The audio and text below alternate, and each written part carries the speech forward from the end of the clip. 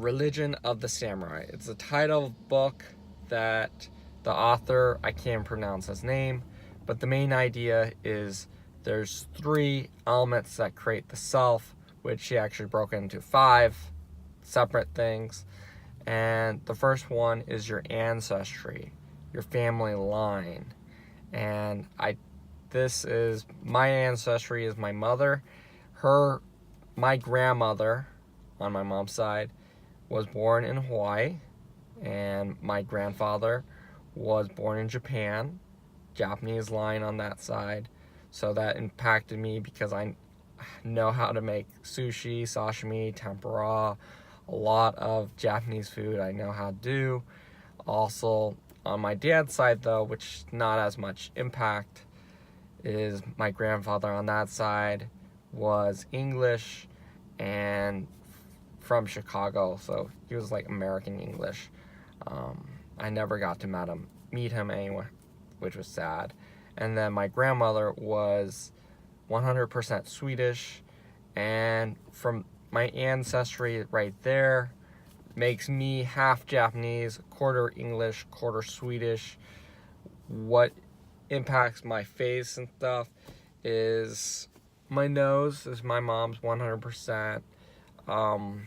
The mixture of my heritage have basically made my hair a black, brown, dark brown, and a little bit red.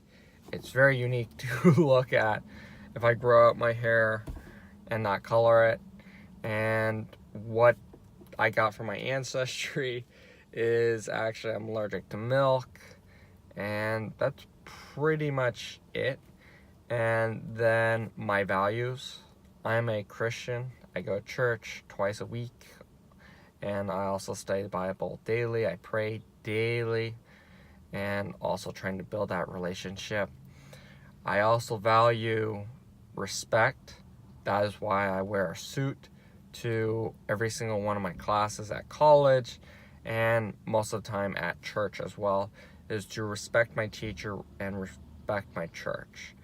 And personally, I'm leaning towards just wearing regular formal clothes for school, but you won't see me in like ripped jeans and tank top.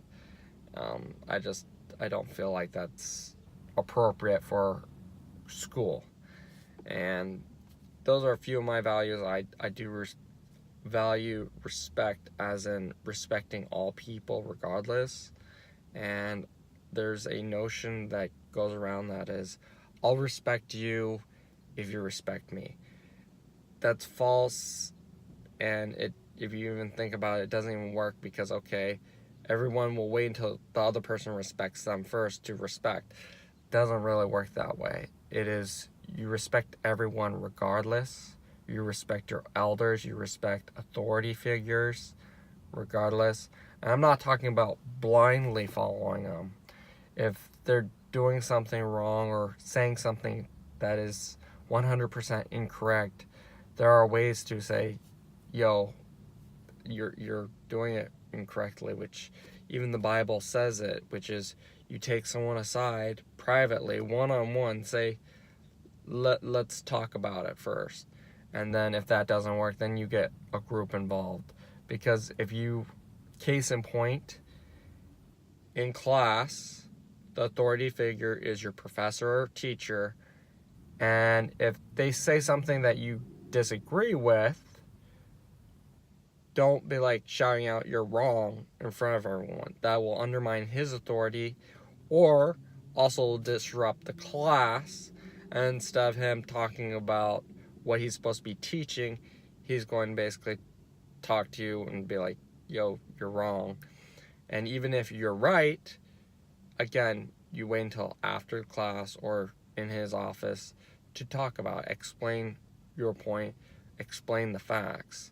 If it's more of I feel it's wrong, it's not a good argument. Especially in college, I learned the fallacies where it basically, you take a logical thing or fact and then you create a conclusion that's incorrect. Sort of like hopefully everyone knows this, Cameron Diaz is a movie actress. And she's a movie star. And the fallacy would be then be like, okay, every movie actors are female. That's totally incorrect because there's male actors, there's female actors. Simple as that. Moving on to the third aspect, which is social or position in society. Personally, right now, I'm a student. I'm also a church goer, if you wish to say that. And also, I'm a 4.0 college student. And personally, I'm going to continue to try to do that every single semester and trying to work on my schedule where I have that margin and relaxation to focus on everything, which is my personal relationship with God, my family, my friends, and then also some me time to relax as well.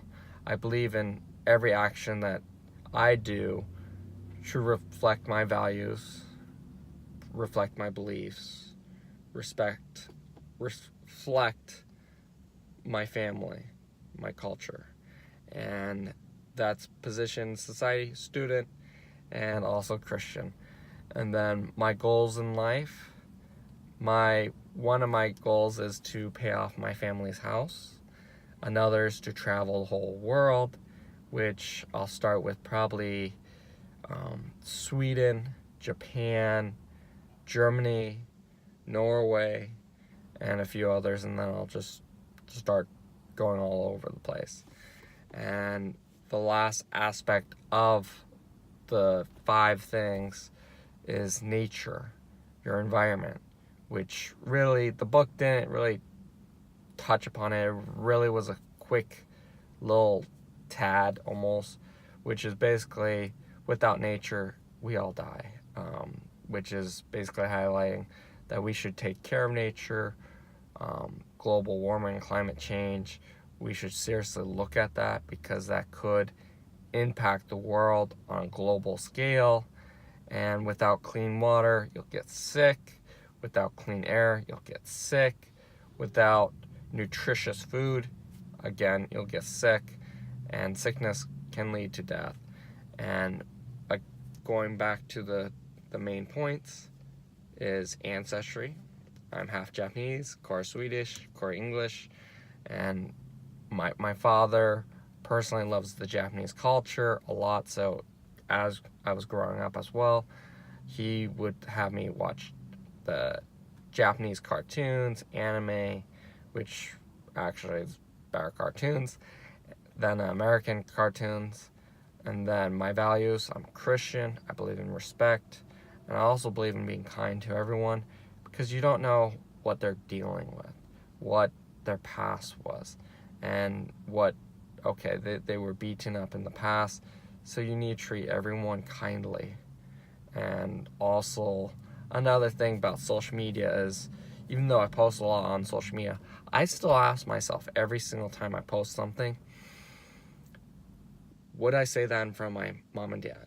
Would I say that in front of my brother and sister? Would I say that in front of my pastor? If no, why should I post it? That is usually every single time I post something, I ask myself that.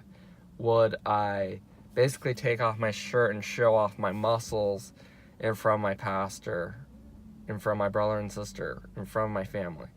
If yes, okay. If no, not going to post it.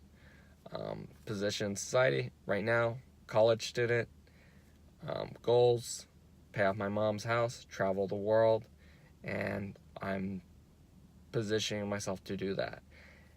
Nature, again, environment, and also something that I didn't have in this presentation was how I interact with nature. I go to the beach multiple times a week, a little too much. I'm a little beach bum, I guess. I also go to parks as well. This past week, I went to Wikiwachi to kayak.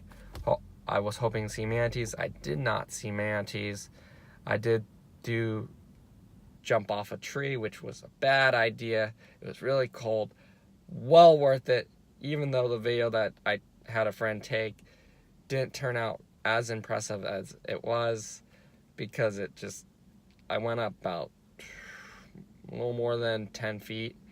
And yeah, that 30-second clip, well worth it, but not really worth it, because it made it look like, instead of 12 feet, it almost made it look like I was jumping off like 4 feet. It was so-so. But again, I also this is my last presentation for a public speaking class, and I want to say thank you, Sweda, very much. You are a very wonderful teacher, and I hope you have a wonderful, wonderful life. Anyways, thank you very much, Professor.